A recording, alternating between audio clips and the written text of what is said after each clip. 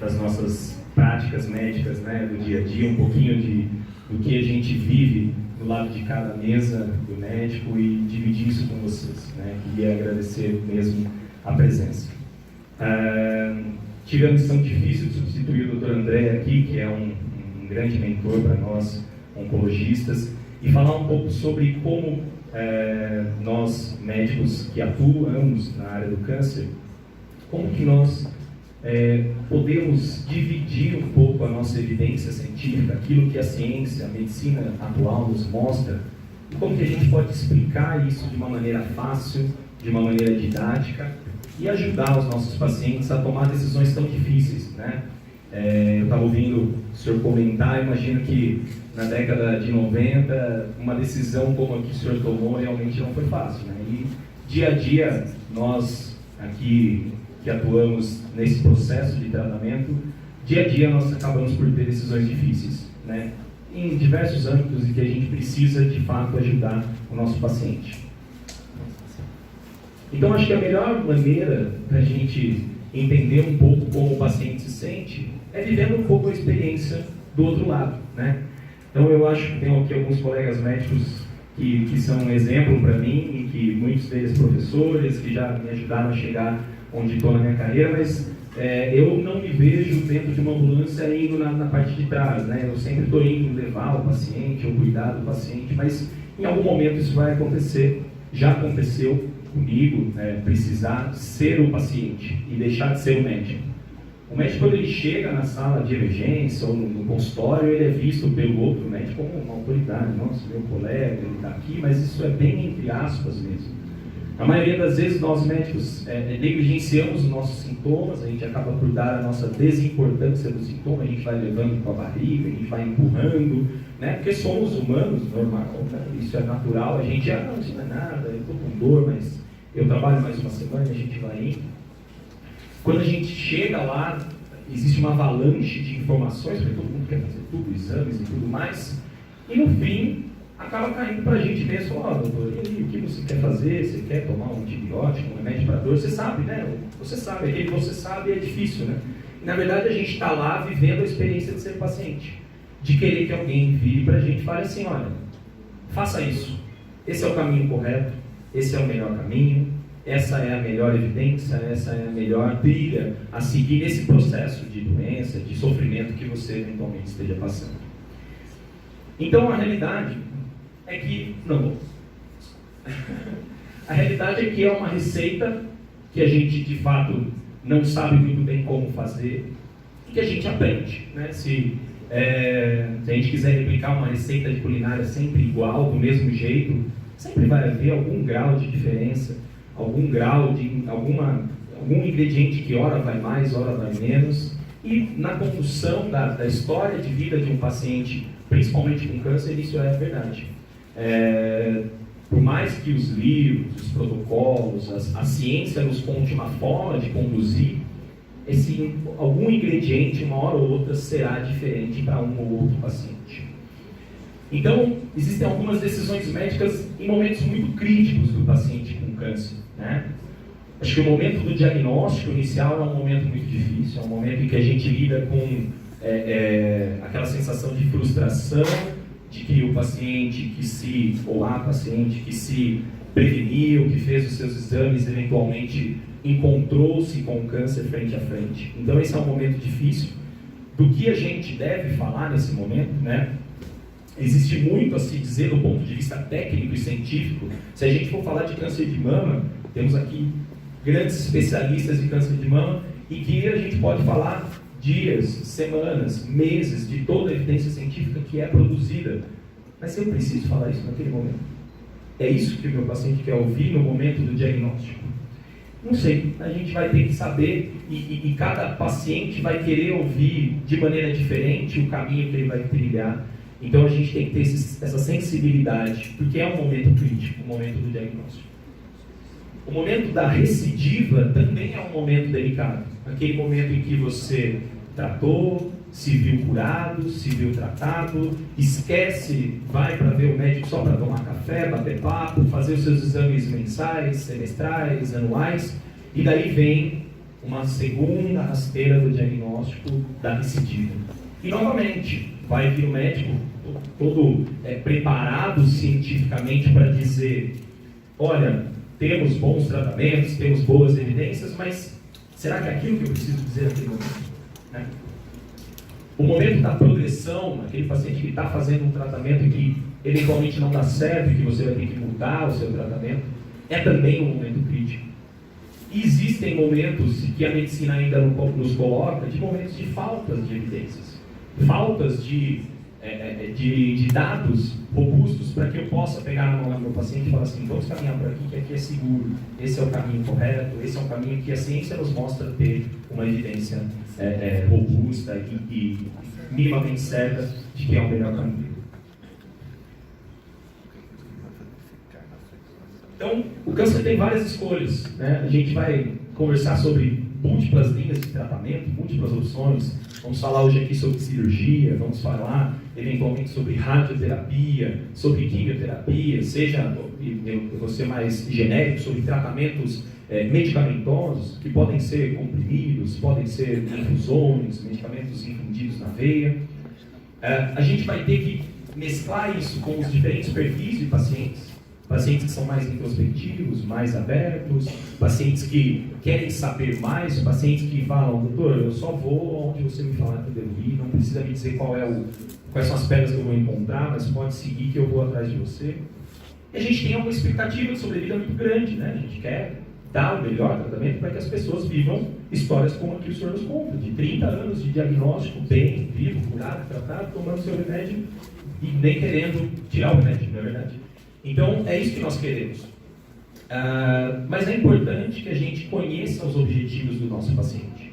Então, quando a gente vai trazer aquela avalanche de conhecimento científico, de conhecimento produzido, muitas vezes fora do nosso Brasil, a pesquisa brasileira é muito importante, nós temos representantes aqui de pesquisa, mas muito do que a gente aprende, do que a gente usa hoje no câncer ainda é derivado de países do exterior, Estados Unidos, Europa, né?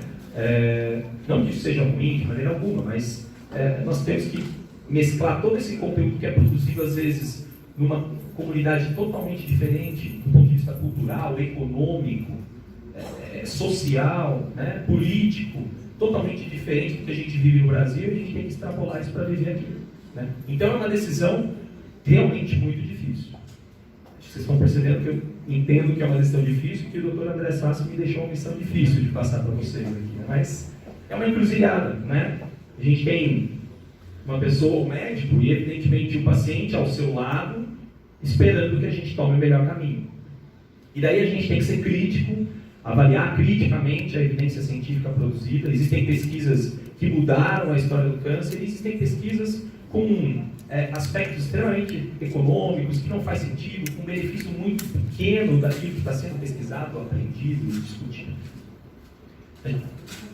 Imagina. A gente vai ter que avaliar valores individuais de cada paciente, e a gente vai ter que, evidentemente, adaptar os resultados desses estudos para a vida real. Porque, para quem faz pesquisa, né, e o senhor que já evidentemente esteve como o que nós chamamos de sujeito de pesquisa, né, o paciente que participa da pesquisa, é um mundo extremamente controlado, é um mundo em que você tem muito acesso, você tem agilidade, você tem investimento, mas a vida real às vezes não é assim, né? E a vida real é a gente na encruzilhada tentando tomar o melhor caminho. Então a gente precisa definir o que é melhor, a gente precisa quantificar as diferenças do que a gente vê em cada caminho do paciente com câncer e falar, esse é o caminho melhor. Mas aí o melhor é o melhor de cada um, né? E daí eu quis ser mais expressivo ainda e dizer que a encruzilhada é ainda pior, porque se nós pegarmos uma população feminina com câncer de mama e pegarmos uma mulher, essa mulher tem desejos pessoais, essa mulher tem expectativas para com a sua vida frente aos seus filhos, ao seu esposo, aos seus companheiros de vida, à sua família, ao seu trabalho. Então, o que é o melhor de cada um? Como pode só o médico, sozinho, naquela consulta de 30, 40, 1 hora, 40 minutos, 1 hora que seja, Como posso eu definir o que é o melhor de cada um de uma pessoa que traz uma bagagem de vida, de anos, né? Se a gente for pegar uma mulher em torno de 50, 60 anos que vive um diagnóstico de câncer nessa idade, como posso eu, muitas vezes, às vezes até eventualmente mais jovem, mas ela independentemente disso, mas com experiências diferentes, definir qual desses caminhos essa paciente vai tomar? E o que ela quer com o tratamento? Ela quer viver mais? Ela quer viver bem? E daí a gente poderia entender que o bem é o bem de cada um, né? Tem pacientes que o viver bem é seguir o protocolo do médico, fazer a sua quimioterapia e ir para casa. E tem pacientes que o bem é não fazer a quimioterapia, ainda que exista uma avalanche de evidências que sustentem essa prática. Viver e tratar o câncer, ou não, viver e não tratar, a gente tem histórias de pacientes que até, muitas vezes por desinformação, mas talvez por não ter acesso a conversas como essas, que entende que o câncer é o fim, independentemente de qual câncer, mas o câncer é o fim, o câncer ele é, eu descobri aquela doença e pronto, eu vou desistir da vida, e realmente não é. A gente tem histórias aqui que realmente não são dessa maneira. Como que a gente quer tratar? Qual é o melhor tratamento? É tratar mais? É tratar com mais? Né? Porque às vezes a gente está no tratamento do SUS, que é um tratamento protocolado para o Estado e para o município, para o governo, mas na clínica do lado eu tenho mais tratamento, eu preciso disso. Como que é essa questão do acesso? Né? Ou tratar com menos, né? Fazer mais quimioterapia ou fazer menos quimioterapia, tomar menos remédio. Então, o melhor é o melhor de cada um. E a gente vai ter que ter essa sensibilidade para dizer isso. Né?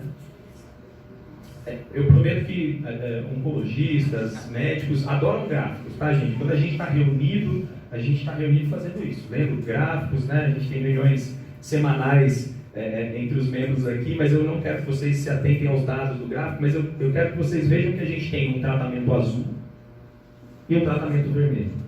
E que na linha de tempo, com o passar dos meses, anos, esses tratamentos parecem caminhar muito próximos. Estatisticamente, existe um benefício percentual em que o tratamento azul é melhor que o tratamento vermelho. Mas como eu, numa consulta de 30, 40 minutos, 60 minutos, diante de todos esses aspectos que o paciente me traz, como que eu posso dizer, olha, vamos caminhar pela linha azul, porque estatisticamente ele é o melhor? Como que eu traduzo esse benefício de, às vezes, 2, 3% de chance de cura, chance de viver mais, chance de viver bem, chance de viver sem dor? É uma missão muito difícil, né?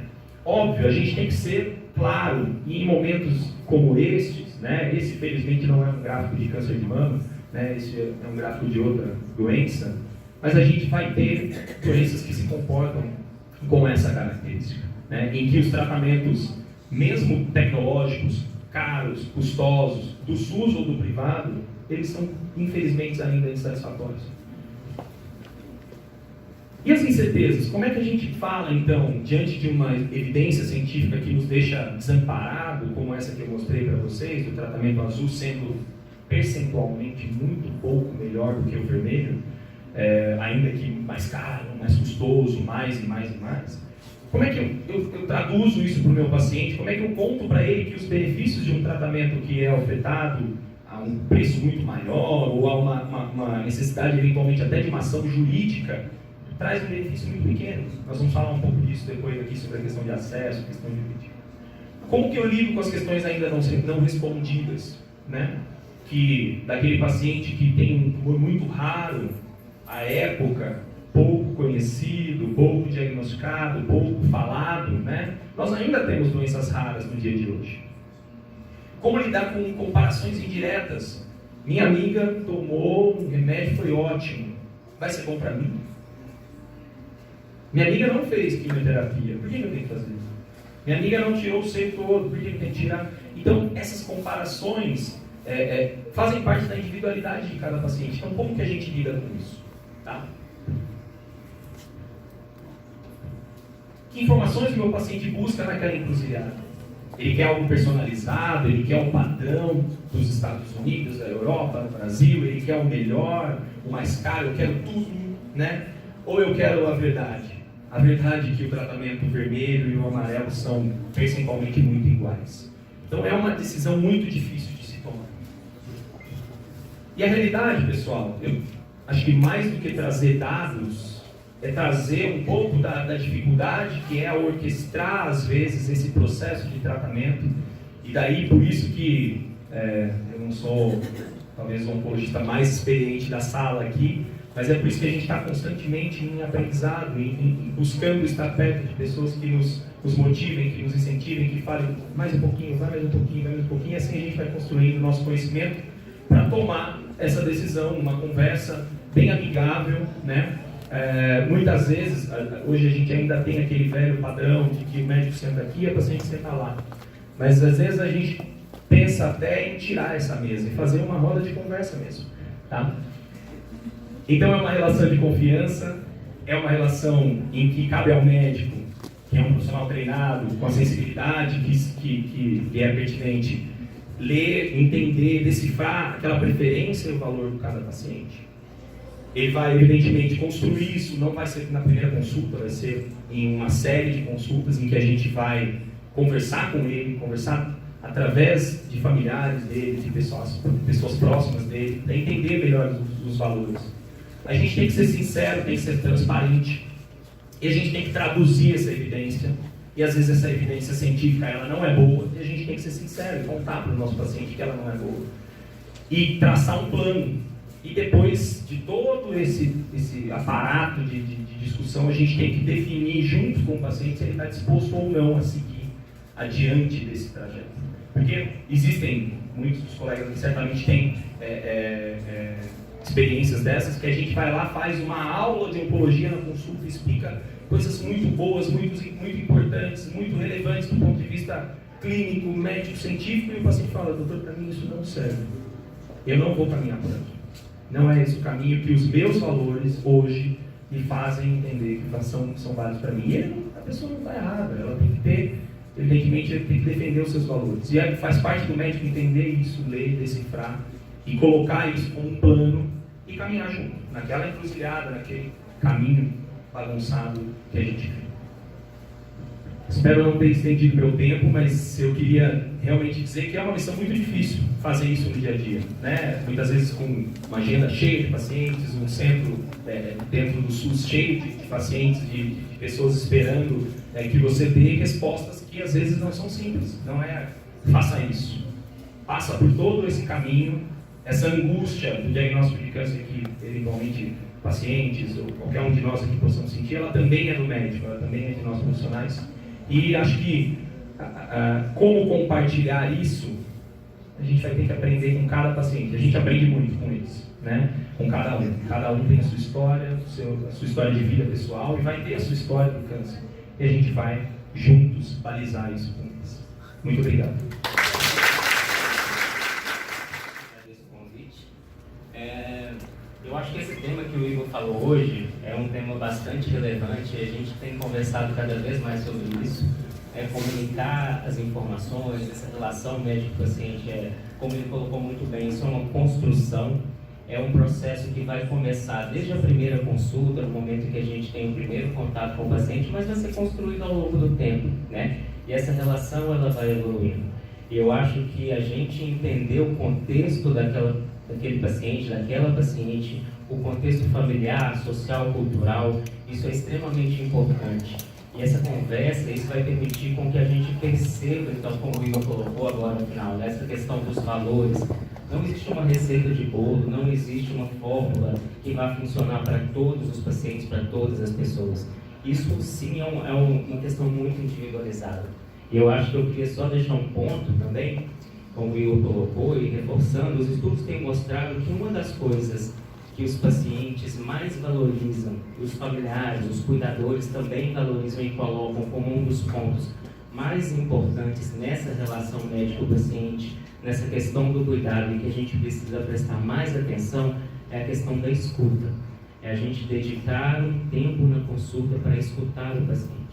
E é esse processo de escuta, essa abertura, essa empatia que vai permitir que a gente perceba naquele contexto daquela paciente, daquele ser humano, de todo o cenário ao redor, seja dos cuidadores, da família, da questão do trabalho. A gente tem que entender que é uma pessoa que tem os seus sonhos, tem os seus planos, tem toda uma vida para cuidar, e a gente vai conseguir perceber e refinar esse nosso cuidado, essa nossa atenção. Então, eu acho que esses são os pontos mais importantes.